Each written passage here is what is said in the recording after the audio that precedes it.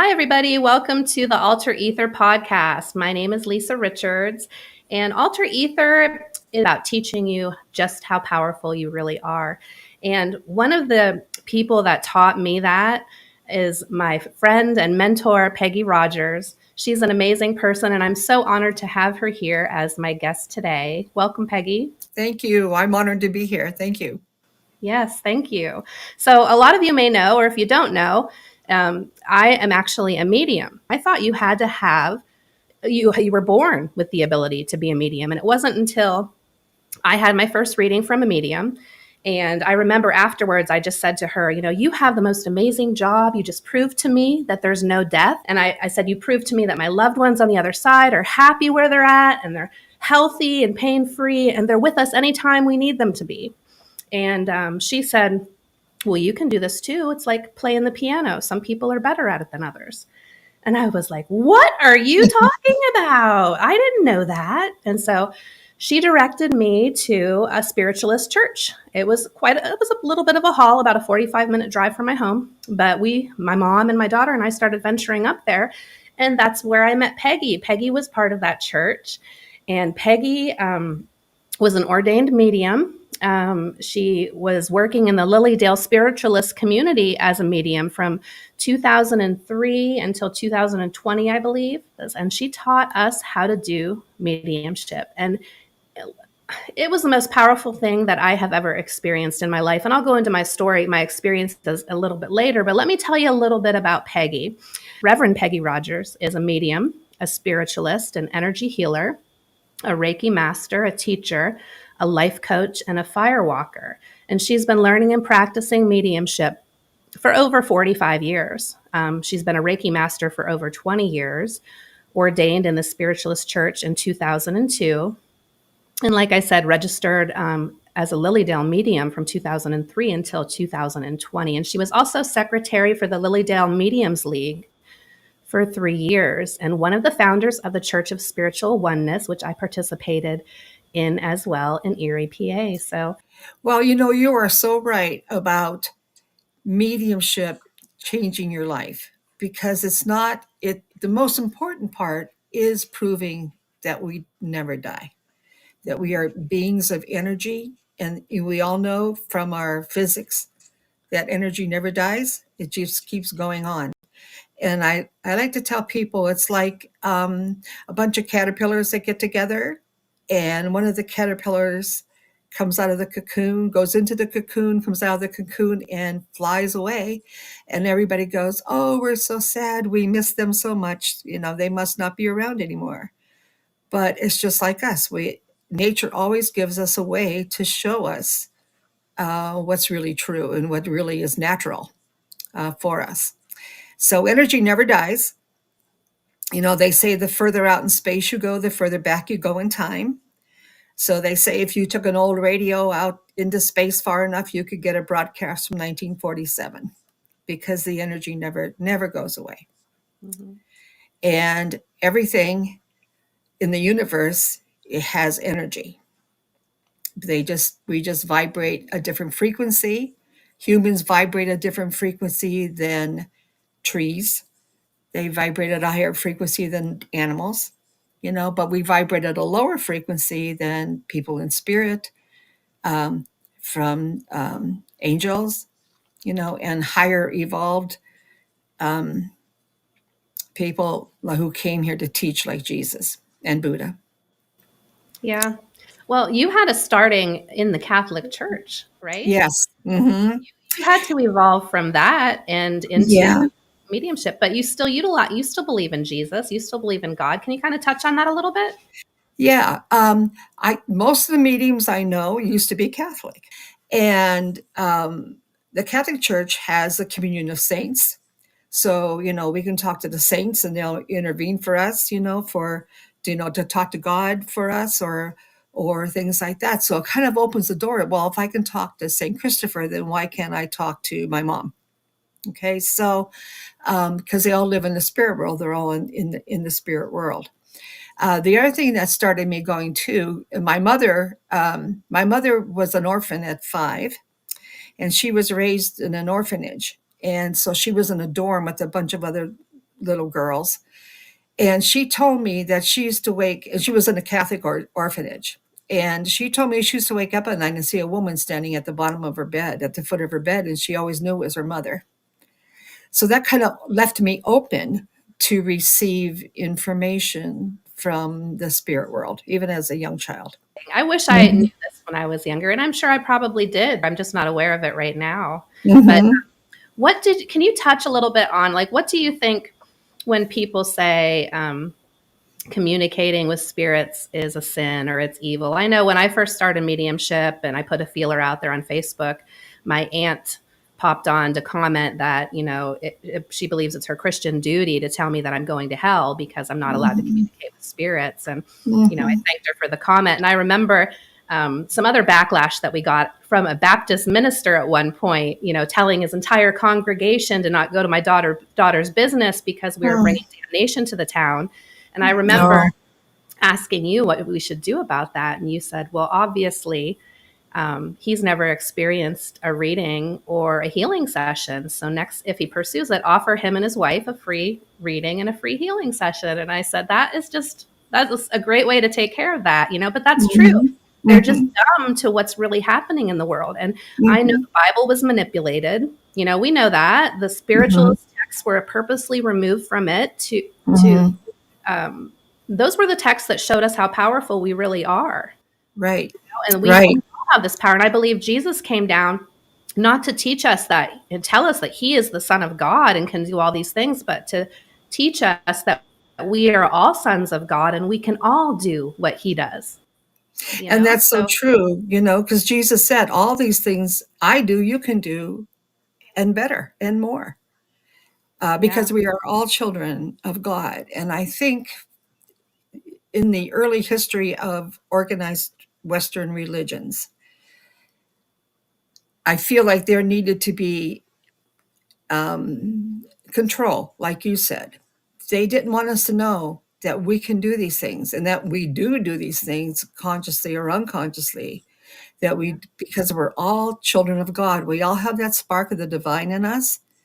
And so we all have that creative ability to create things in our lives. And we do create things in our lives. The Bible says that in the beginning there was the Word.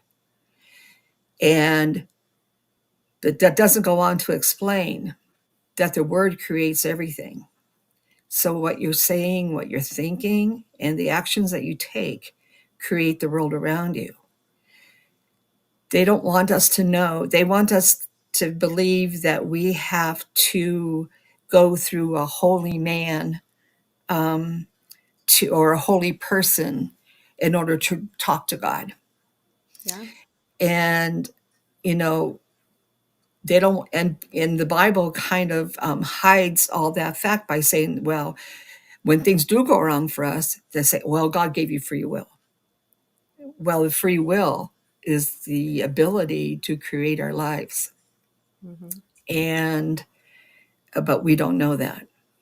Yeah. The clues are in the Bible and in other holy works, but you kind of have to pick them out because they're hidden by all the other stories. And the Bible was manipulated as well. It was edited intentionally. And even, going back to the days of Egypt, they used to say that you would pass to the kingdom of heaven or, if your heart was as light as a feather. And then in came the priests. And now the priests say, well, if you pay us, then we can make your heart light as a feather, and that's when communication only with the priests, and we weren't allowed to communicate with God anymore, Right. And that was the intention of the Catholic Church, which was the first Christian church, at the Council of Nicaea, when Constantine, because the bishops were like governors of territories at the time. They were called bishops. And Constantine kept saying, we need more money. And the bishops said, we can't get these pagans and Gnostics to give us money because they say they don't need us to connect with their God. Well, we'll make Rome and I'll be the first pope and the leader of the Catholic Church, the one true church, and also be the emperor of Rome. And then we'll convince everyone to pay homage to us.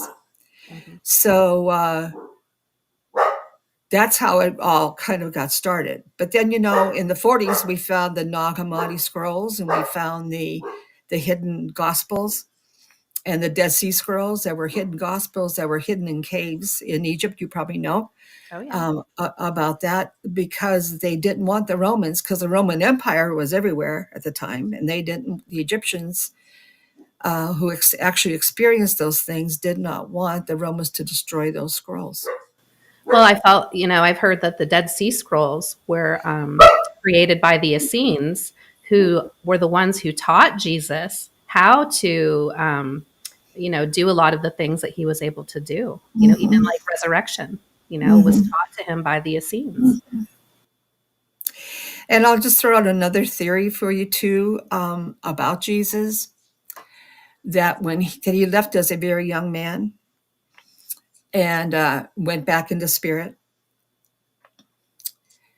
But I kind of think that he was getting weary, because everybody kept following him and saying, heal me, fix me, bring me back from the dead, feed me, water me. And Mm-hmm. he kept saying, you can do this.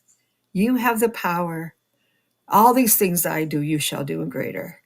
Oh my goodness. Yeah, you're giving me the chills because that was my experience with mediumship and with Mhm. energy healing. I was Mhm. so excited to be able, not for the power that I had, but to be able to help other people. But then I Mhm. came to find out that it was like Jesus experience, that people just wanted more and more. I want people to know that they can do it themselves, because it is draining for healers. I don't care how much you do your protection or this or that, it is draining. Mhm. They're constantly reconnecting to your energy and sucking energy from you. I stopped doing readings for a while, and I stopped doing healings because of that, you know? Yeah, because people still come to you for answers, and you're trying to tell them that they can they can connect. They can connect with their loved ones in spirit. They connect with their spirit guides. You know, those spirits that have chosen to be with us in this lifetime and help keep us on track to learn our lessons, so we can move into higher frequencies like all the ascended masters. And at some point, we won't have to come back anymore. But the important thing is that we learn those lessons in these lifetimes that we live, so that we can increase, like I talked before about the levels of frequency and vibration, so we can eventually become an ascended master when we totally understand all that. And we can love unconditionally and have no judgment, um, and connect with and create our world the way we want it to be. A lot of people think that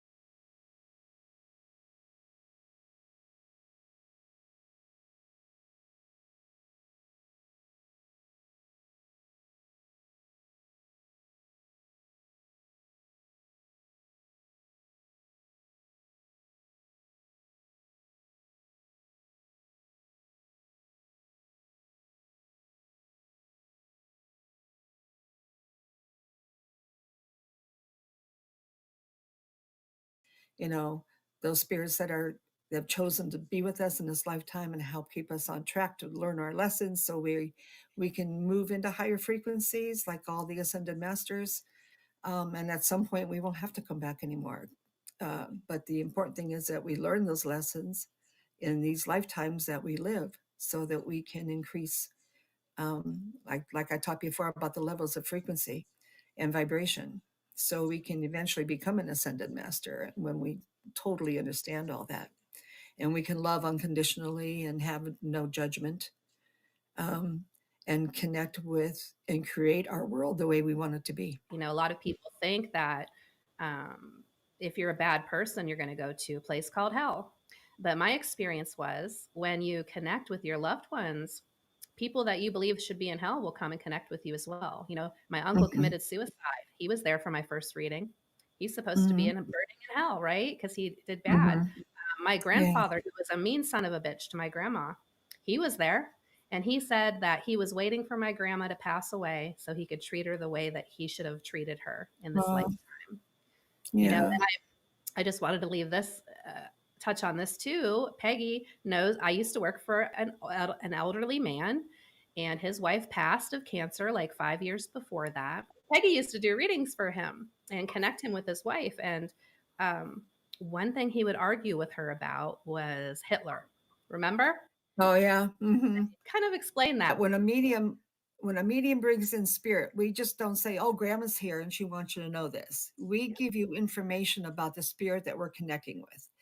So some mediums get names, some mediums, like for me, how it works for me is they'll give me descriptions of themselves. They'll tell me what they looked like, where they worked, their hobbies, their favorite color or flower, what they called you when you were little, specific little things so that I'm really talking to someone who you loved. Okay, so, I believe that there is no evil. I believe that there is error in thinking, error in actions. Because people will say, well, what about Hitler? What about Manson? They were evil people. Well, they were very erroneous in their thinking and their actions and their words. And when they move into spirit, and we talked about vibration and frequencies, they vibrate at a lower level than most of the people here. So they're not most of the people in spirit. So they're not in hell, so to speak, but they are with like-minded or like energy other entities, other beings who have lived here who didn't learn what they were supposed to learn in this lifetime and had error in their thinking. And so I've been doing this for over 45 years. I have never encountered an evil spirit. And I've read everyone from a Catholic priest to a former devil worshiper. And never have I seen an evil spirit.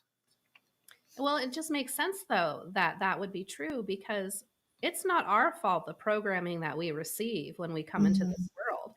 And what do they say? 90% of your decisions are made through your unconscious programmed mind, which was developed by the age of 7 through the experiences and people that were in our lives.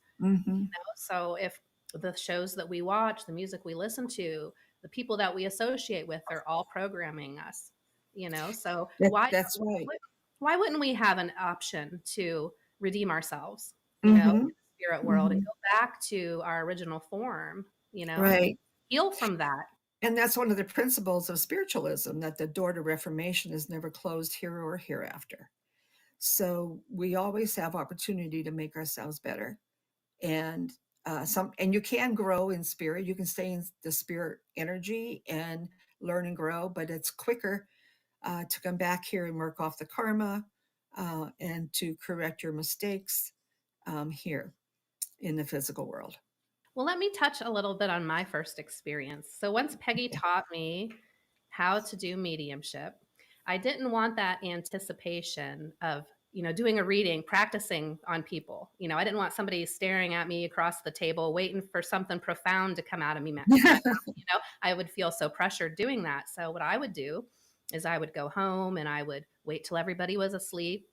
and I would meditate for about 20 minutes. I would have a picture. I didn't even do physical readings. I had people on Facebook send me pictures of their past loved ones that they wanted a message from. And so the very first reading I did, it was somebody's grandfather. And I asked my guides, bring this, man to me to communicate on behalf of his loved one. And you taught me once you open that door, it's not just that person that's going to come through. It's whoever wants to communicate with that loved one. That's right. And I have a huge connection with animals. So the very first thing I experienced was with an animal. And I sit there with my eyes closed. At least I did when I first started. And you'd see like kind of a dream state.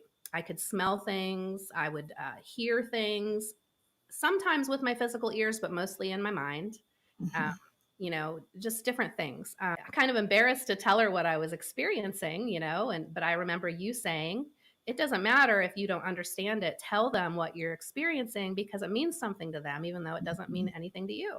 And so I did. I told her, I said, I saw a black lab. I heard the name teddy bear and I smelled Vicks Vapor Rub. And I was like, I don't know. She's like, oh my God, I had a black lab who passed away. And he sat on my lap all the time. So I called him my 100-pound teddy bear. And he had a lesion on his leg. And the vet told me to put Vicks Vapor Rub on it. And I was like, oh, no. Like, I was shocked. I was floored. But that was the moment that really kicked it in gear for me. That in combination with my first reading from a medium, and that alone, the experience of my first reading for somebody else really, really showed me how important this stuff is and how powerful we really are. And like you said, it's not just a basic message, oh, grandma's here and she loves you. These are how did I know that? These are things that you cannot make up. You did a reading one time, and I remember the story for a lady whose husband had a specific way coming through to her, and she kept going to medium and medium and medium, and nobody would tell her what they were seeing because it didn't make sense until she came to you. Remember? It actually wasn't to me. It was a story from another medium at Lilydale. Yeah. And what that was the medium finally told her, all I'm seeing is a clearing in the middle of the woods and a huge beach ball is bouncing around in its clearing. And she said, that's my husband. She said, he always said, if there's life after death, I will come to you with that symbol in a clearing in the middle of the woods with a huge beach ball bouncing around. So finally, so I always tell my students, right, Lisa, that no matter what it is, no matter what you get, you have to say it. You have to give that to them because you don't need to know what it is. Yeah. And that's the other thing about coming to a medium. Sometimes people, they're afraid you're going to know their deep, dark secrets. And really, that's not true. We can give you information, but we don't know what we're talking about sometimes. Just like your Vicks Vapor Rub and the teddy bear and the black lab, you didn't know what that was, but it was very significant to that person. Yeah. So I'll tell you another experience I had. I was reading this young lady, and her grandmother and grandfather came in, and she spent a lot of time with them growing up. And because sometimes spirit will come in and they'll say, oh, I called her Pookie when she was 6 years old, and so you hear that, that, they impress that on you. So that, and you give that to them. But sometimes they just say one word and you don't really know. And so you ask them what it means. Because when you're doing a reading, there's a whole bunch of conversations going on, right? You're talking to spirit, they're talking to you, you're talking to the client's talking to you. So, so you ask them, and sometimes they don't tell you, they just repeat the one word. So the grandfather kept saying cabbage. So finally I said to her, your grandfather keeps saying cabbage. And she says, oh, he was a cabbage farmer. She said, every window you looked out from his house, there was rows and rows of cabbages. I said, okay. Well, then the grandmother, a little bit later, she kept saying peacocks. So I said, boy, she just keeps saying peacocks. And she laughed. She said, my grandmother had 3 pet peacocks, and we used to chase them all over the yard. So there's no way that for someone just walking in my room, a stranger to me, that I would know about cabbages and peacocks from her childhood and her related to her grandparents. So no matter how silly it seems, or if it doesn't make sense to you, you have to give it. Well, let's go back real quick. I know you had a cool story and experience with a reading. where these people moved into a new property, and the little boy kept experiencing evil spirit in the barn. Mhm. Yeah.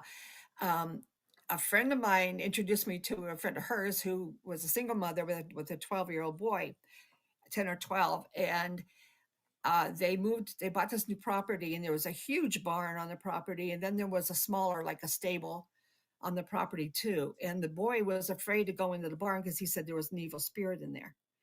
So they wanted me to go out and see what was going on. So I said, okay. So I go out there. I said, I'm going to go in the barn now. And he said, can I go with you? And I said, sure. So we walked in, and I could feel anger. And I will tell you, this property was kind of run down. The gardens and stuff weren't kept up. The lawn wasn't mowed. It was pretty overgrown in some spots. So we walked in, and I could feel this anger, and I sensed this Native American gentleman who resided in the barn at the time. And he was so angry because that site is where his village was. And he was in charge of keeping it orderly, keeping it clean, making sure the gardens were all productive so they had food for the winter, and things like that. And he was so angry that it was left to waste like it was. And so I told the boy, I told him all about it. And I said, he's not evil. He's just angry about it. And the boy says, well, I'm going to clean it up. That's one of my jobs. And I said, oh, good. And I said, good. He'll like that if you do that for him. And then after that, we walked into where the stable was. And in the stable, I saw this young Indian Native American boy who was sitting on the floor by one of the stables. And I sensed that he was a little challenged in some way, but his job was to take care of the horses. And so I told the young boy that was with me about that young Native American too.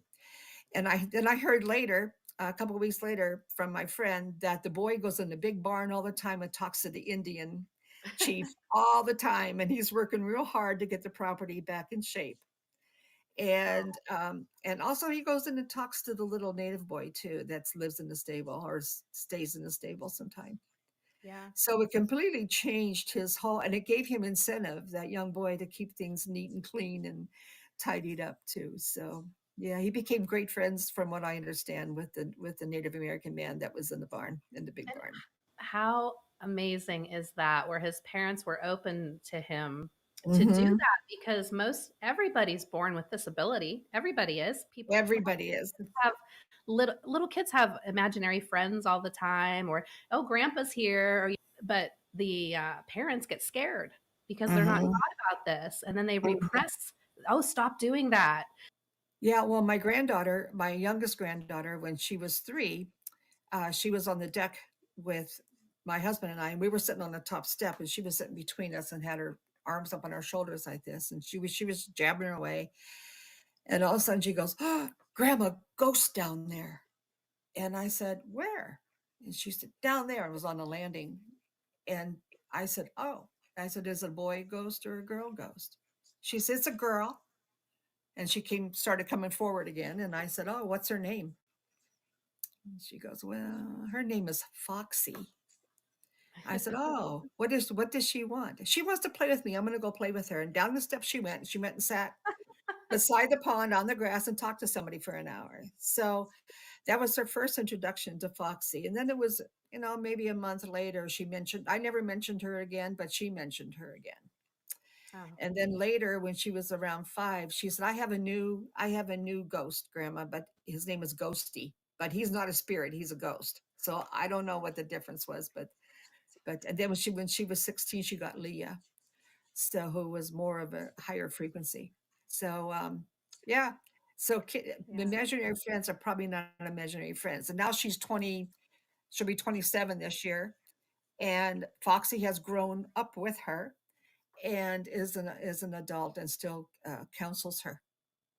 We all have that, and imaginary friends are probably spirit guides, or it could be grandpa, playing with them in spirit.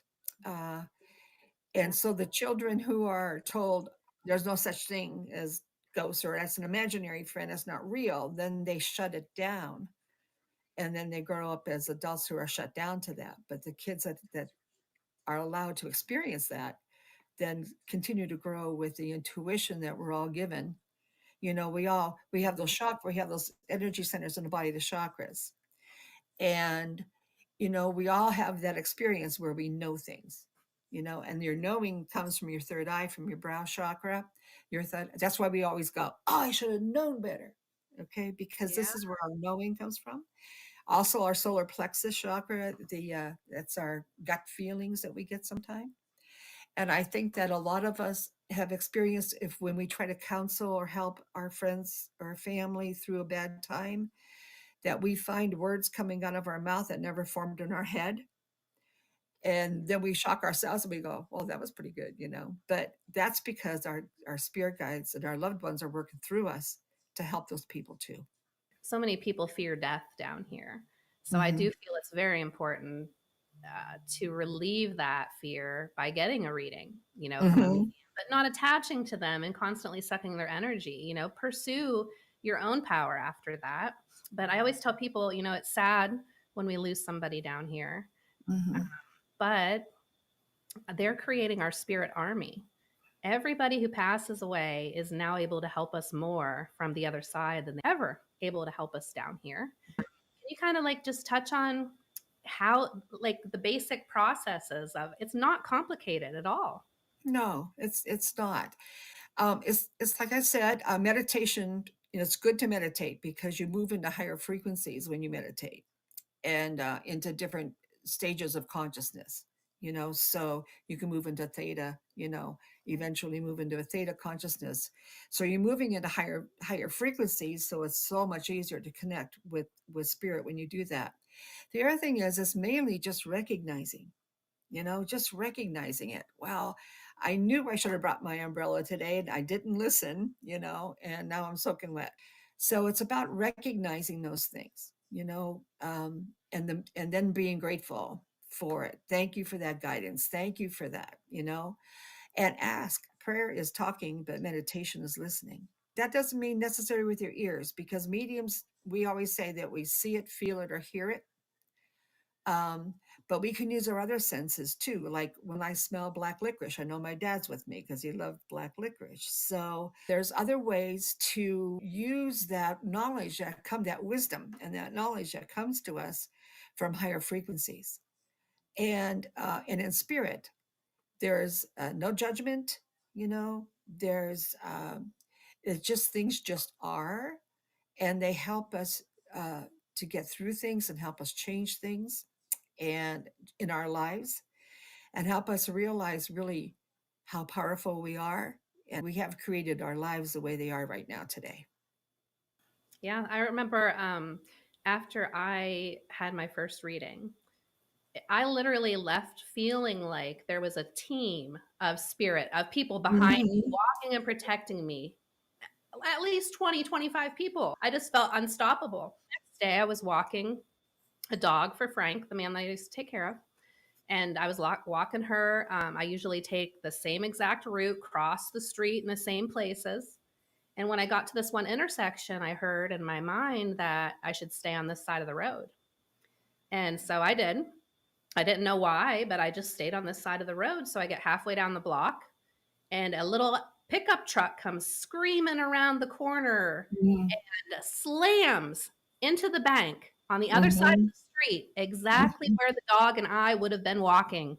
Yes. That we were directly behind him. So we had to run out of the way because he backed up. I was like, oh my God, that's what they're here for, to help you, you know? So I'll tell you a story, a similar story from my life. I was around 8 years old, and I loved to go to the beach, you know, and I'm a water dog. I'm in the water the whole time. I'm still today. I'm in the water the whole time I'm there. And one of the neighbor ladies was going to take everybody, all the kids in the neighborhood, to the beach. And we lived on a dead end road, and we were the last house. And then there were woods, and there was an unmarked intersection up. So I got in the car. It was a two-door. I'll never forget. It was a two-door car, and the lady had to get on the passenger side, had to get out and push a seat up and let me in. And I was sitting by the window, and all of a sudden I didn't want to go. I was pushing on the seat, the front seat. And I said, let me out, let me out, let me out. I don't want to go. I don't want to go. And they said, You love the water. You love the beach. Why don't you want to go? I don't want to go. I don't want to go. I don't want to go. Let me out. Let me out. So they did. They let me out. And I went and stood on my front steps, and they drove up to that unmarked intersection. And a guy came along. He had to be going 60. He T-boned that car. That car spun around like 3 times and ended up on the lawn facing my house, like kitty corner, but facing like my direction. He hit, nobody got hurt, but he hit right where I would have been sitting. Oh my gosh. So, Yeah, so see? that's just one experience. Of Yeah. course, I was 8 years old. I didn't know that a spirit guide was telling me not to do that, or a loved one. One of the classes I used to have, and I want to start back up here if we have some people interested, is an intuition development class. And I teach people that that very first thing that pops into your mind is always the truth. But most Mhm. of us, our ego instantly pops in and says, oh, it can't be that answer because this happened to us in life, or it can't be this answer because of this. And we always change our mind. Once you start Mhm. listening to that and trusting your intuition and trusting getting information from your guides on top of it, oh my gosh, your Mhm. life is just, it'll take off from there. It will. It will. And making choices in your life. Which job should I take? Should I stay in my job? Should I leave my job? Should I sell my house? Should I, Yes. take action because somebody I love is going to get in trouble if they keep doing it? Should I take action, or should I allow them to learn what they came here to learn, which Yeah. is really hard sometimes. But um, the wisdom is vast. The wisdom that's out there and that we can connect to is beyond anything that you can think. It's beyond anything that you can imagine. And you're right, there's an army out there. Well, we all have, we have that inner band of 5 spirit guides. So we have a protector, a runner who runs out and finds things for us. We have a healer that helps us, a teacher, and a gatekeeper. So those are 5 in the inner band, what we call the inner band of 5 spirit guides who are with us all the time, to help us get through this life. Yeah. That's so. Why don't you give people just a little bit of a tidbit to teach them how to tune into their power using their runner spirit guide? Your runner, what I used to take my mother-in-law, and she was elderly, and I used to take her shopping and stuff, and she got along pretty good. But if it was snowing really bad or raining really bad, especially snowing, I felt like I had to walk with her. So I'd always tell my runner's name was Moonglow. You don't have to know their names, but his name is Moonglow. So I'd say to myself, Moonglow, I'm going up this aisle, but I'm going to turn right and go down the next aisle. Get me a parking space up front so I can walk with mom to the store. And I'd pull around that corner and somebody'd be pulling out like this first or second parking space. Somebody's pulling out. I pull right in. So I don't abuse it. When I'm alone and it's a nice day, I'm walking because I'm thankful that I can walk, and I'm thankful I don't have to use those handicap spots. And so I don't abuse it. But when you need, and ask your runner, say, I can't, he'll find things for you. Where's my car keys? Where did I put my car keys? Yeah. Where did I put my glasses? Where did I put this or that? And just be still for a second and go where you're guided. Yeah. And then Yeah. be thankful, like you said before, and make sure you're Gratitude, intention and gratitude. That's the 2 most important things. yeah. And I don't think so much that you're going to take advantage of it. You're just kind of Mhm. learning. So I think they know that at first. I teach Yeah. people that with well, for instance, when I was learning with a pendulum, one of Oh. the things that I would do is I would guess what color people's underwear were. So fun. It was just amazing to me. I remember I used to work for a DJ service. I was the event coordinator and I would go with the DJ. And so we would ride to these different weddings together and I would tell him all about the things that I was learning and he was really intrigued. And so I told him that with my pendulum, I could guess what color underwear he was wearing. Well, I didn't have my pendulum with me, but when we got to the event, I made my own. So I had a paper clip and I took a piece of my hair. I was sitting over there and, he was setting up, watching me kind of snickering because I was going to guess what color underwear he had on. And I got all nervous. So I was like, I'm going in the bathroom for a little bit. I'll be back. So I went in the bathroom and I kept going through all the colors in my mind. Are his underwear blue? Are they green? Are they red? And I kept getting no, no, no. And then it finally hit me and I was like, is he wearing any underwear? And it said no. And I was like, you're not wearing any underwear. He goes, "Oh my God, how did he know?" You know? You know, But those kinds of things, like I said, I don't think they're disrespectful. I think it's kind of just no, it's okay to you're, do it for fun. Sure, it's okay. you're The spirit likes to have fun. That's good yeah, too. You know, yeah. But you can call on them, and they'll help you. You know, and no matter what you need, they'll help you. And your protector is usually like the leader of the crew, and they can do like a lot of mediums only use just one guide, and usually it's a protector because they can do everything that the other ones can do too. So it all depends on what you want to do and how you want to do it. But intention and gratitude are the most important things. if we get enough people interested, would you be interested in teaching others online? I can help you with Oh that. yeah, definitely. Teaching is probably the most important thing because we pass it on. We pass it on to you so you can do for yourself.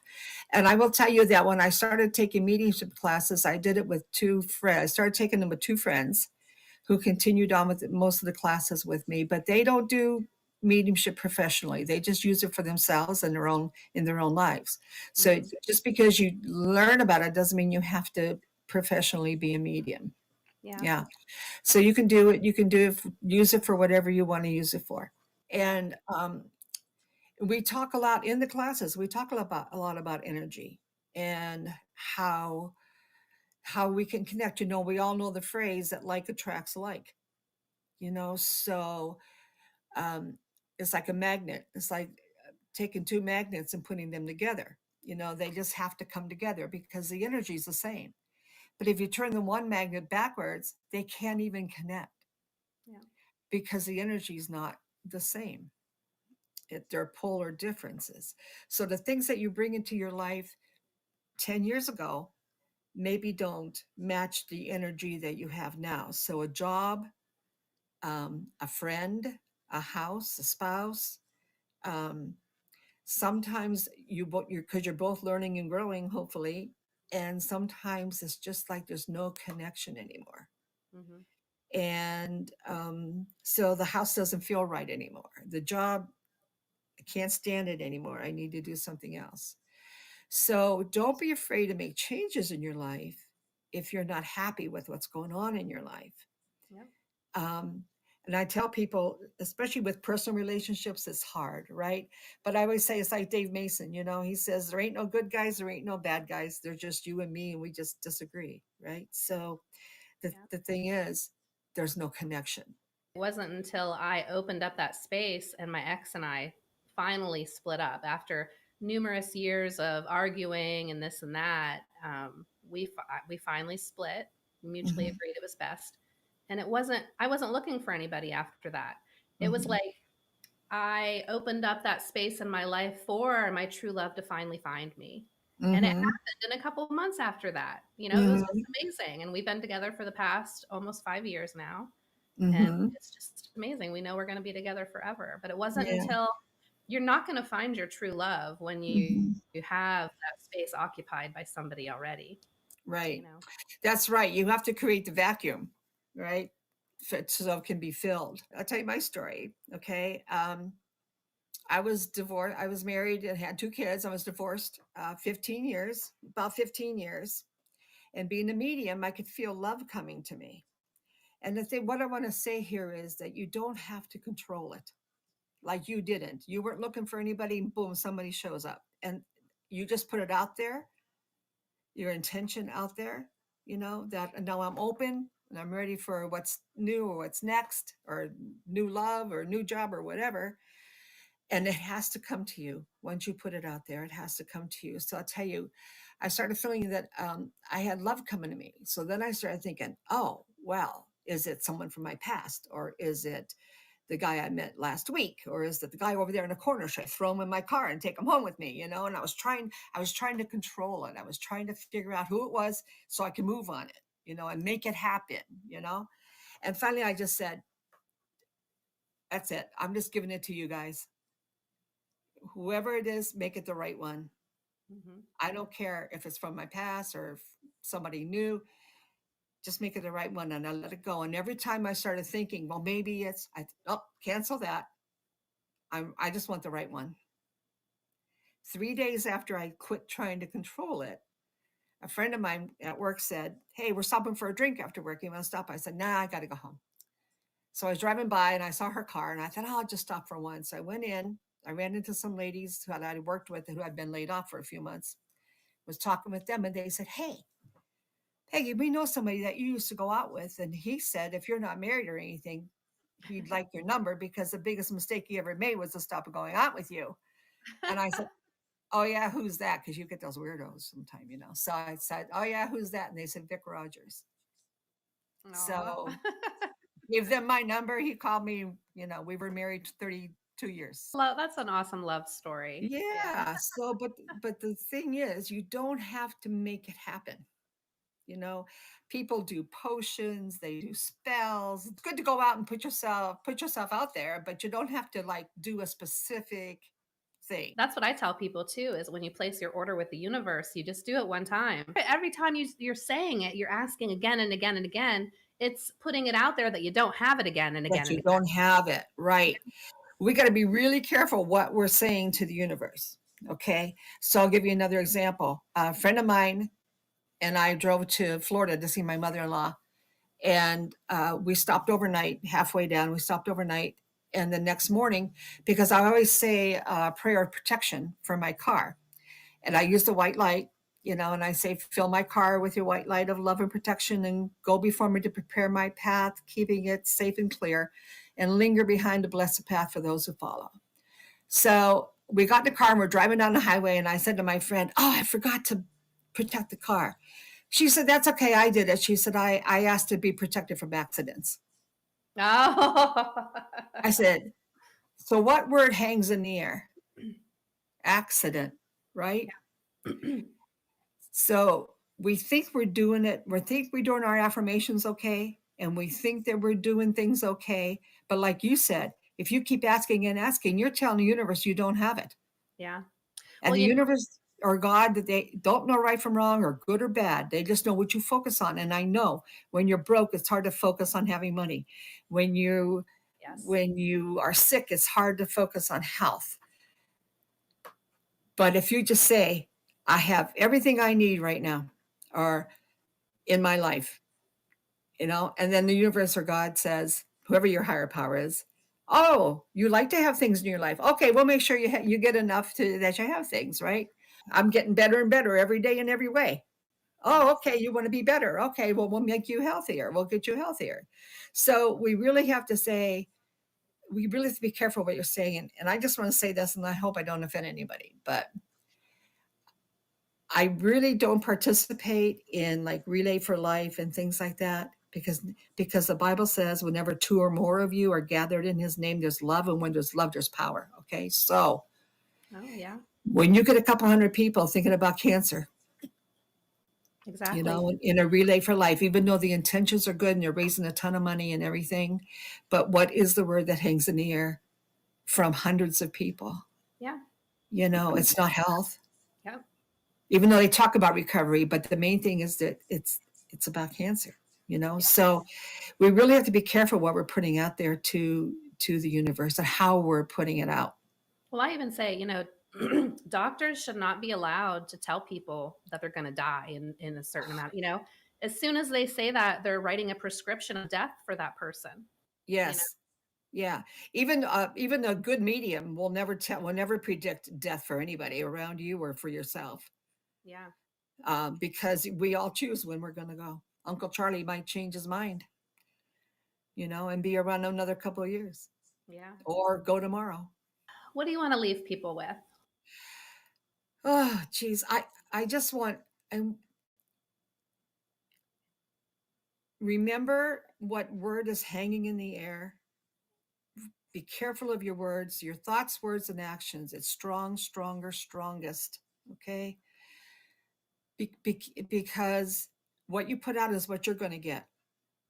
Even if you're mad at somebody and you lash out at them, that's what you're going to get. Someone's going to lash out at you in another way, in a different way, maybe. And it doesn't have to be the same person that you lash out at. Try to love unconditionally and have less judgment for everyone, and meditate and connect. You can connect through meditation, and you connect through your dreams too. Because when you're dreaming, you're in the same vibrational plane as spirit. So right before you fall asleep, if you just say, I want to see my mom, or I want to talk to someone, my spirit guide or someone in spirit, and you dream about them, it's actually a visit because it's the same vibrational level. So know your power, live your life, know your power, and have more awareness of what's coming out of your mouth and what's going on in your head, your self-talk all day. Yeah. And if you want classes, we'll be here for classes. Of course we will. Yes. So that's what it's all about, helping each other and communicating, creating unity again in this world. We've all Yeah. been disconnected the past couple years. So Mhm. it's super important. I want to show you something real quick here, if I can. Yes. This is one of the things I hand out the first day of class. Okay. I don't know if I can. I don't know if you can see that. Where am I? This way. How are we to treat others? There are no others. Yeah. Yeah. Because we're all the same. So I'll leave you with one more story. Can I leave one more story? Okay. Yes. So my husband and I used to go down in the fall and down in the mountains and look at all the leaves and stuff. And we were going through, and it was a perfect day. It was a bright, sunny day. The leaves were peak. It was just like big bouquets of mums. Every curve we went around, there was just these big mums. And I always talking to Standing Bear, who's my protector, my guide. I'm always talking to him. So I'm looking out the window and I'm thinking, so Standing Bear, I know that the pigment is reflecting into my eye, and that's why I'm seeing the color. What would everything look like if I didn't have these eyes? If I could just see it for what it really is, what would it be like? And just for a split second, everything turned platinum white, just for a split second. And it was like, I could see movement because the wind was blowing. I could see movement and stuff, but everything was platinum. The tree leaves, everything, the rocks, everything was platinum white. It was all white light. We're all white light. Mm-hmm. We're all energy. Yeah. Yeah. This world isn't what we think it is. We're No, not. we are limited by our senses, right? Yeah. And we're intentionally not taught how powerful we really are. We're not Mm-hmm. taught the important things that we should know. So that's why Yeah. I felt this podcast was so important to start, because I've learned over the past several years so many powerful things, and have met so many amazing people just like you, Peggy, that have inspired me to become who I am, and I feel that it's important to leave your mark on this world. But that's what the Alter Ether podcast is. So everybody, thank you for joining us. We're going to be transforming energies in a lot of different ways and empowering you. So please stay with us, and we'll be here again with some more amazing guests. Okay. Bye. Thank you so much for this opportunity, Lisa. Of course. And It you was know I love you. I love you too. Many blessings and Yes. lots of love to everybody. Yes.